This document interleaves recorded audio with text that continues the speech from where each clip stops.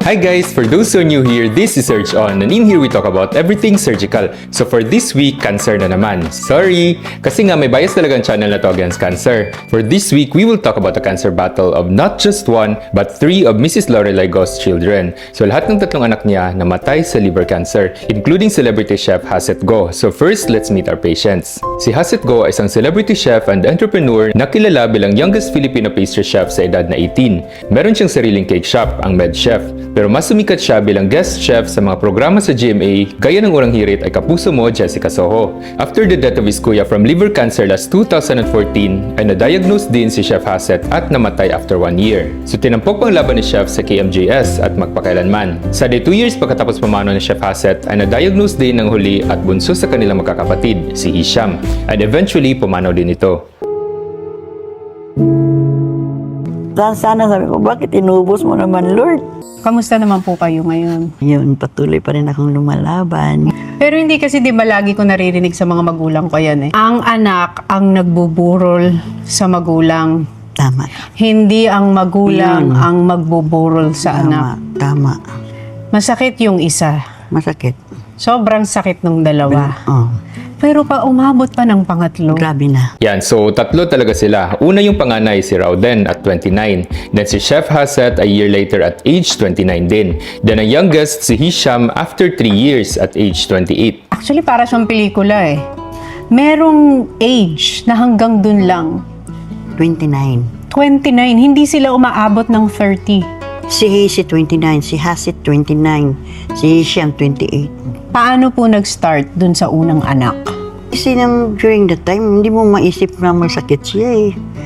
Ang laki-laki na katawan, nag-gym. Tapos, mula nung mga bata pa lang sila, hindi din sila sakitin. So walang sintomas yung panganay, meaning asymptomatic siya. So di ba ang hirap? Tapos bigla kang magka-cancer? In most cases of liver cancer, incidental finding na siya na nakikita sa ultrasound or CT scan done for other diseases. So nahagip lang sa picture. So pwedeng sumasakit lang yon tiyan, then pina-work up mo for batos abdo. So yan yung usual cases. Then may makikita kang bukol sa liver. Okay, first, ang 29 years old is ang sa case nila, not for liver cancer as a whole. Kasi liver cancer usually nadedetect yan at 40 years old and above for Southeast Asians. Mas matanda sa developed countries at 60 to 70 years old. Kasi nga risk factors for liver cancer mostly nakikita sa mga Asians. So pag inom ng alak, hepatitis B, paninigarilyo, meron ding liver flukes or parasite na nagiging dahilan ng pagkakaroon ng certain cancers at tayo pagdumami. So we'll discuss them later. Also sa atin, dahil mainit, maraming tumutubong mold sa mais. So palay, yan na nagpo-produce ng tinatawag nating aflatoxins. So pag nakain mo yan over a long period of time, nagkakakos din yan ng pamamaga ng atay and eventually liver cancer. So hindi natin sure kung saan dyan yung risk factors ng magkakapatid. Kung napapansin ninyo, iba-ibang risk factors ng liver cancer compared to breast cancer or thyroid or any other cancer for that matter. So dyan pa lang makikita mo na iba-iba yung cancer. Walang specific diet for all cancers. May mga cancer na dahil sa virus, may iba na dahil sa chemical sa pabrika, pati yung talc powder, yung sinaunang baby powder natin. Pwede rin yan magkakos ng specific type of cancer. So iba-iba. Treat each cancer differently. Nung time na sabi niya, sakit, nilalagnat siya, bili lang ng paracetamol. So yun po yung unang sign sa Yun. unang anak ninyo. Ano po ang nangyari sumunod? Bumaba ang kanyang timbang ba? Parang na-reduce ang katawan niya. Pumayat. Tapos, So paano niyo po nalaman na medyo seryoso na yun yung yung sabi niya, punta na daw kami sa ospital. Grabe na ang sakit ng dito niya. So you see, step by step yan siya. So nasa libro lahat yan. Pag ganyan, tatanungin mo kung may iba pang mga sintomas si pasyente. Gaya ng pagbaba ng timbang, paninilaw ng mata or balat, may nakakapa ba siyang bukol sa upper right corner ng tiyan, or sumasakit ba yung tiyan niya. So ang mga yan, bibigyan tayo ng clue sa possibility kung cancerous ba ang bukol sa liver. So kung may history ba ng cancer sa pamilya. So history and PE is the first step. So nung pumunta po sa ospital, anong nangyari? Doon nalaman na meron siyang diferensya sa niya, sa liver niya. Kailangan i-ultrasound. Hanggang sinalubong na ako ni Hassett. Sabi ni Hassett, magpakatatag ka. Bakit? Sumigaw na ako. O pag hindi pa nga sumigaw na ako. Stage 4 na si Kuya. Liver cancer.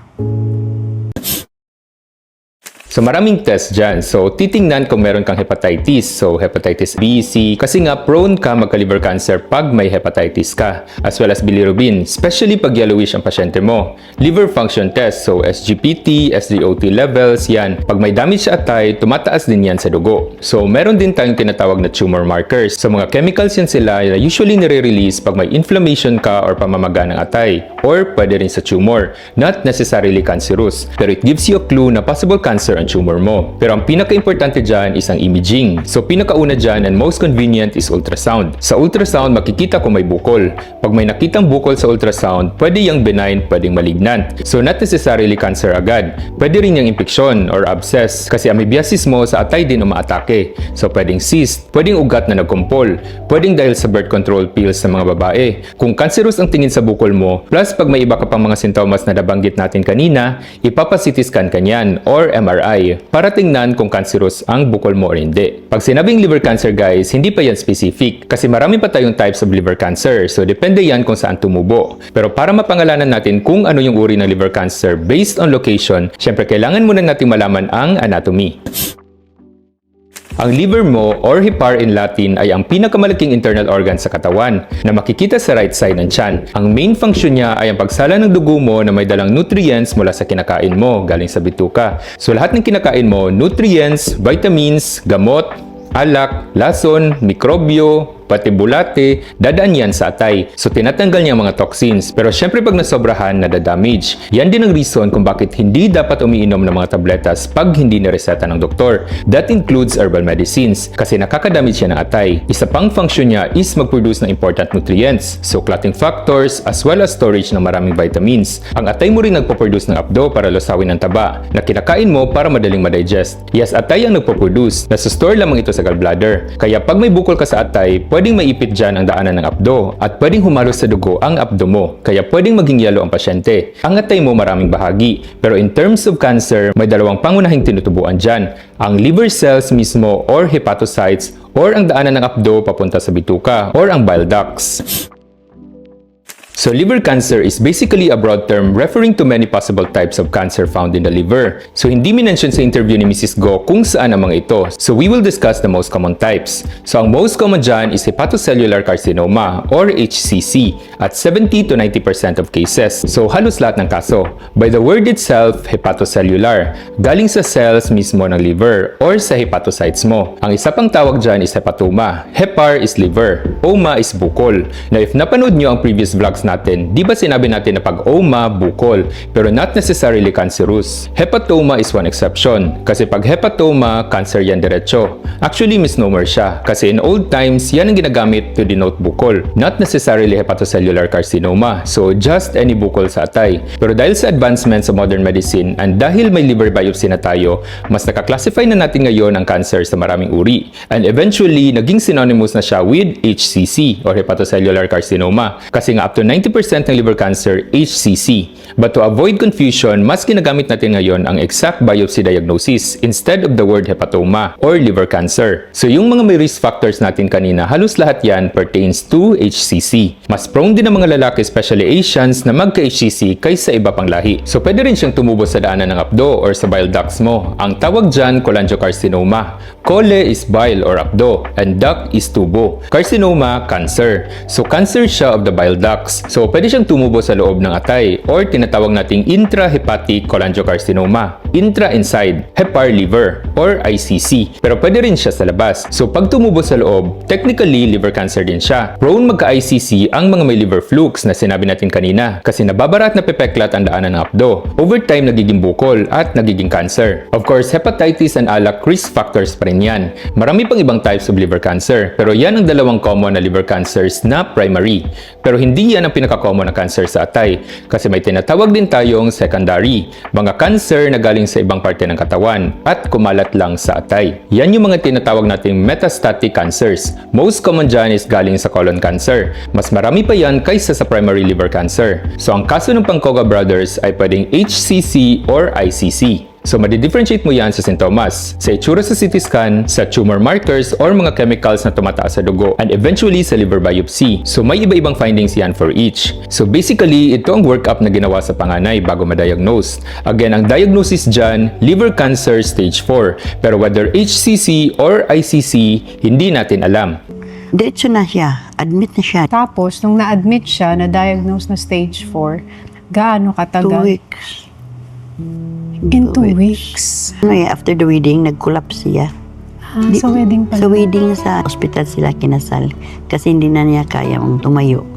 Paano niyo tinanggap yung pagkamatay ng panganay niyo? Paano niyo Ang hirap. Hirap kasi panganay eh.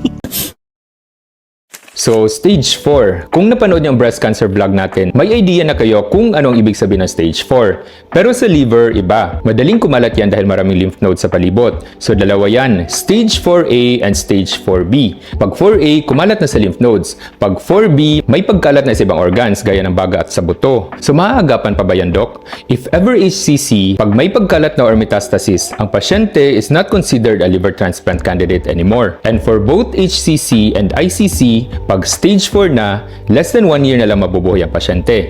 So Doc, bakit 2 weeks lang nabuhay ang kuya? Meron tayong tinatawag dyan na Child-Turket-Pugh score. Ito yung scoring system para matingnan natin kung gaano kalala ang damage sa atay ng isang pasyente. So diba sabi natin kanina na maraming functions ang atay mo? Pag masyado ng damage, usually makikita mo yan sa mga lab test. So tumataas ang mga chemicals mo dyan na dapat sana ay sinasala ng atay. Or bumababa ang proteins mo sa dugo na dapat sana pinoproduce ng malusog na atay. So i-compute namin yan ngayon. Mas mataas ang score, mas malala ang damage. So depende yan sa score mo kung Class A, Class B, or Class C ka. Kung Class C, yan ang pinakamalala. So kahit pareho kayong stage 4 or may pagkalat na, so technically pareho kayong may tanning, hindi lahat umaabot ng 1 year. So depende yan kung gaano ka-damage ang atay mo. Ang goal natin dyan, pahabain ang buhay ng pasyente hanggang makakaya natin. I-maintain natin sa Class A hanggang sa kaya. So maybe the reason why 2 weeks lang ang panganay is because matindi na ang damage sa atay nung na-diagnose at hindi na naagapan. So baka na-curious kayo kung kanina ipinangalan ng scoring. 1964, unang lumabas ang Child-Turcot scoring na ginawa ng dalawang surgeons, so Dr. Charles Child at Jeremiah Turcot. Pero inedit ito ng konti noong 1972 ni Dr. John Pugh, isang hepatologist or specialista sa atay. Paano siya nawala? Nakita niyo? Paano? Maaga yun, nasa baba lang ako. Parang iba ang pakiramdam ko. Nagbasa na lang ako ng Bible para maano ba ako.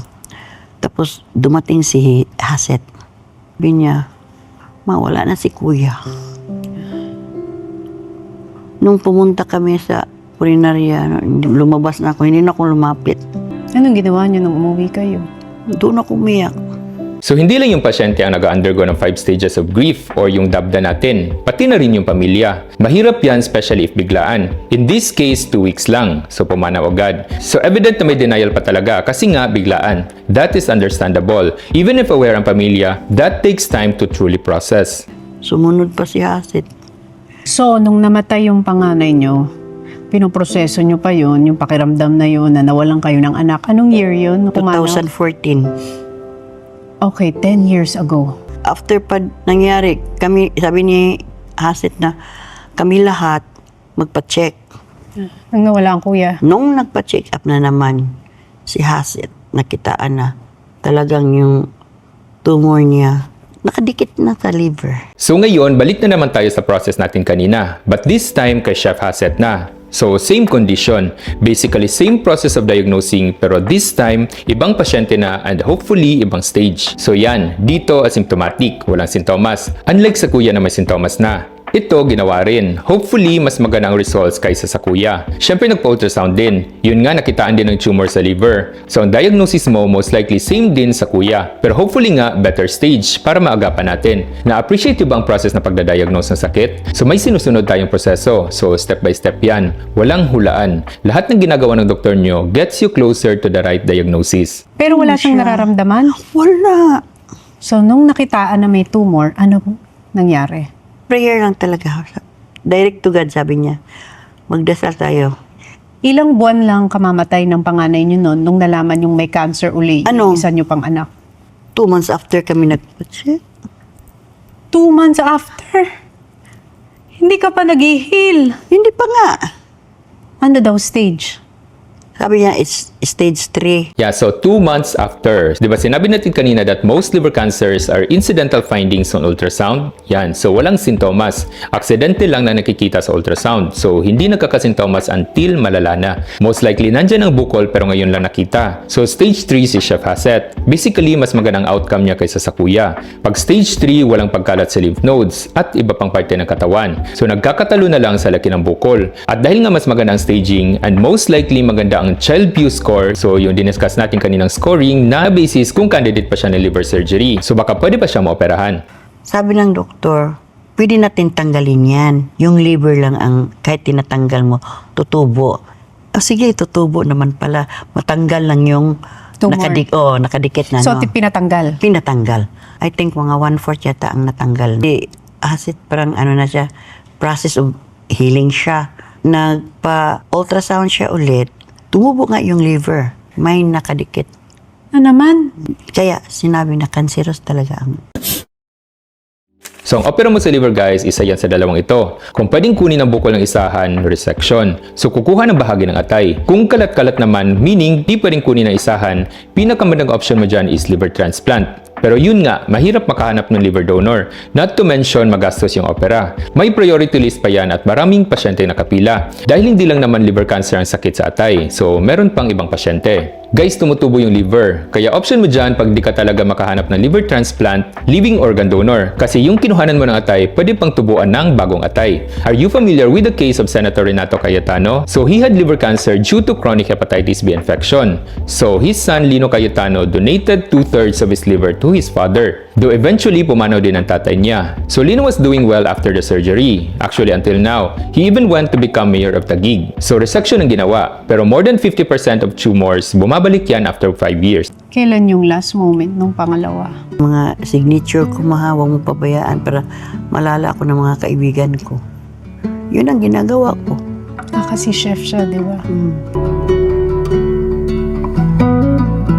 So, nung time na yun, kayo na lang po, tsaka si Hisham ang natira. Si Hisham talaga, hinihingi ko, Lord. Utira mo naman si Hisham, Lord. Kahit si Hisham na lang. Ano na yung result na stage 4 na naman? Okay, so dito si Chef Hassett. So initially, pwedeng operahan. Pero eventually, bumalik and kumalat. So hindi na siya resectable. Until such time na palliative care na lang.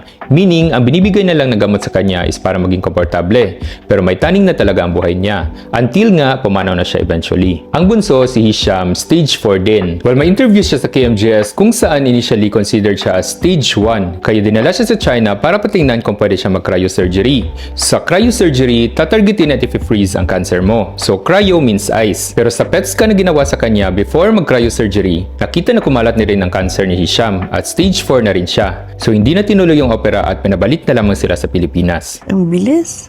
Umiyak nga si Hisham nun eh. Sabi niya kung ano mang mangyari sa akin. Isurrender ko na ang lahat sa kanya, ma. Paano sinabi sa inyo kung wala na siya? Tinakbo namin sa ospital kasi nakulaps na siya. Parang nanghina na talaga siya. Di ko siya nakita na nakulaps din ako eh. Nirevive nila ako din sa kabilang kwarto. Nung nagising ako, wala na siya. One day, marireunite din kayo. Yun na lang ang hinintayin ko. Again, you watch the whole interview. To say that this is a mother's worst nightmare is an understatement. Kung may gusto man akong matutunan ninyo about cancer is that it can happen to anyone. Sometimes it doesn't matter who you are or what lifestyle you live. What you eat, sometimes even how much you try to prevent it. Marami ng gamot na na-discover, pero kulang na kulang pa rin talaga ang alam natin about cancer. We have come a long way, pero the race is far from over. Pag nakita-kita uli kayo, anong sasabihin niyo sa kanilang tatlo? Hindi siguro ako makapagsalita kundi yakap ng yakap. Halik. Ay, nako. Iba talaga pag, Miss Tony, pag may Panginoon dyan sa puso mo. Kahit gaano kasakit. Kahit gaano kasakit. Basta karamay mo lang ang Diyos. Kung ano Amen. man. The story of the Pancoga brothers is one of the most tragic cancer stories ever told, and a story that most of us has followed. From the death of the eldest up to the death of the youngest, we have all shared in the grief of a mother whose suffering we can never imagine. Aside from breast cancer, October is also Liver Cancer Awareness Month. The Pancoga brothers did not die in vain. because they may have lost the battle against liver cancer, but they certainly earned their spots in heaven. So that's it for today's episode of Marites Files. See you again next week for another meaty surgical chisem. Till next time, surge on guys!